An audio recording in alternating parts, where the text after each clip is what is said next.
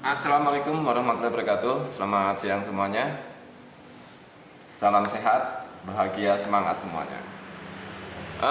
Ini merupakan video saya kedua tentang kasus ijazah ya. Seperti yang pernah sampaikan dulu kemarin pada video pertama saya, itu kan saya sampaikan bahwa sebenarnya saya kurang setuju andai kata ada penahanan. Karena itu tadi, kalau dalam pemikiran saya, dalam pemikiran aku itu, bahwa akan makin banyak muncul orang-orang, ternyata pihak kepolisian melakukan penahanan.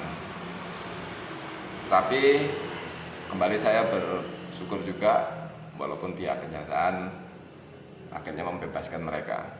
Dan ternyata apa yang terjadi kan?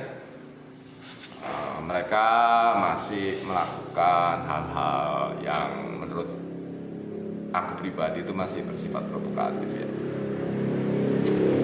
Tampil di mana dan seolah-olah menggebu, tidak mengingat kondisinya pada saat waktu dilakukan penahanan oleh pihak kepolisian.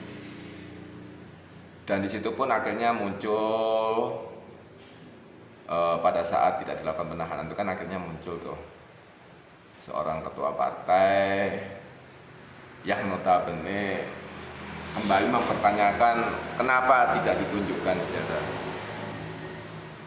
Bagi saya pribadi,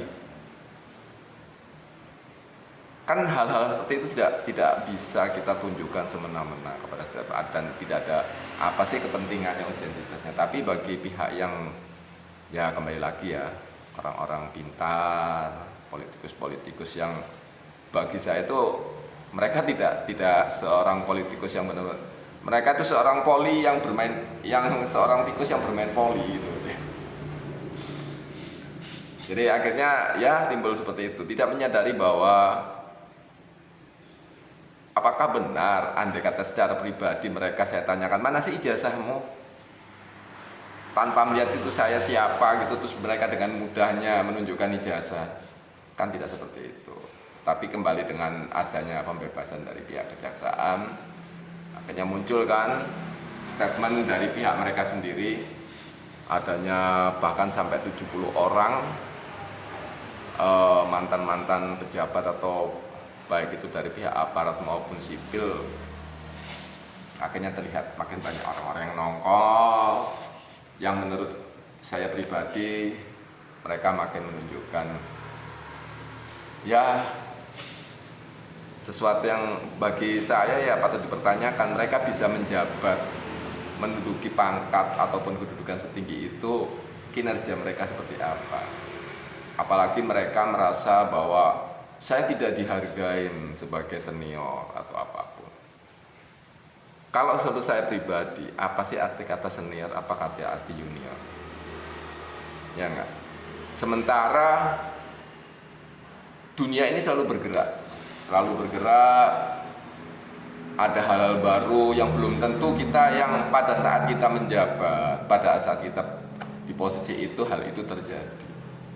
Makanya ada istilah pengalaman adalah guru yang terbaik. Ya kan? Itu tadi, kalau kita tidak pernah mengalami suatu masalah, kasus atau apapun, problem apapun, kita tidak akan pernah punya pengalaman untuk menyelesaikan masalah itu atau menghadapi solusi itu, mencari solusi itu. Kita akan kembali lagi belajar. Tapi dengan orang yang merasa saya berjasa kepada negara, apakah benar kamu selama bekerja itu melakukan hal-hal yang wajar? Ya enggak? Belum tentu kamu mencapai pendidikan itu tidak melakukan hal-hal yang kemungkinan terpleset atau apa. Tapi dengan menyatakan bahwa saya tidak dihargai sebagai seorang senior atau apapun, bagi saya ya lucu. Terus kamu merasa berjasa. Kalau bagi saya secara pribadi, apa sih jasa kamu? Ya kan? Kita bekerja, dibayar sesuai dengan posisi kedudukan kita atau apapun. Terus masih bilang jasa. Kamu sudah dibayar, kecuali kamu kan dengan sukarela membantu dengan baik, niat yang baik atau apapun yang baik, mungkin kita bisa itu jasa gitu. Tapi kalau udah namanya dibayar, ya sudah, memang kamu harus dibayar untuk seperti itu. Kadang kita lupa. Seolah kita kalau tidak ada kita, hal itu tidak akan terjadi. Tidak, kita itu bukan siapa-siapa. Dan kita bukan apa-apa. Tanpa kita pernah melakukan hal-hal yang menguntungkan atau membantu orang lain dengan secara niat yang tulus, ikhlas. Tapi kalau dalam hal pekerjaan, bagi saya tidak ada istilah kita bicara saya berjasa. Apakah dengan tidak adanya saya akan negara itu akan berhenti? Atau kegiatan itu akan berhenti? Tidak kan, akan ada orang lain yang masuk. Gitu loh. Akan ada pihak-pihak yang lebih muda, ya kan, lebih bersemangat untuk melakukan sesuatu yang lebih baik. Tapi kemungkinan kalau secara pribadi ya mungkin mereka tersinggung gitu. Aku dulu melakukan ini, itu ada istilah ya kalau bahasa kerennya take and give lah. Tapi begitu ini kayaknya nggak ada, atau bahkan mungkin kita merasa senior curiga, nggak mungkin kamu tidak menerima sesuatu sampai kamu melakukan ini, atau tidak mungkin kamu begini. Itu kan faktor pribadi kita, kecurigaan kita.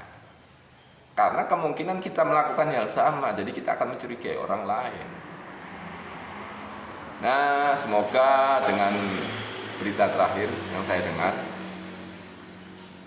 itu akan dilakukan ya tanggal 4 atau tanggal 2 gitu ya, FIFA udah mulai akan disidangkan. Ya, semoga saya tidak berpihak kepada siapapun, baik Pak Jokowi maupun FIFA atau ICS. Cuman saya berharap kalau kalian merasa itu baik dan itu benar, tolong dijaga. Gitu loh. Sebagai senior, kalian harus bisa menunjukkan kepada adik-adik kita, generasi muda kita harus melakukan yang terbaik. Jangan kita bicara karena mungkin kita punya dendam pribadi atau apapun, kita akhirnya menunjukkan kebodohan kita, tingkat kebodohan kita makin jelek. Oke, tetap salam semangat semuanya. Semoga semuanya Indonesia ini menjadi negeri yang tetap aman dan nyaman bagi kita tinggal, kehidupan yang normal, tidak ada hal-hal yang akan mengganggu, karena kita bukanlah manusia yang terbaik di antara yang terbaik. Kita tetap manusia yang akan menjalani apa yang kita lakukan, dan kita akan menerima akibat itu dari apa yang kita buat. Oke, tetap salam semangat, sehat semuanya. Salam santun. Assalamualaikum warahmatullahi wabarakatuh.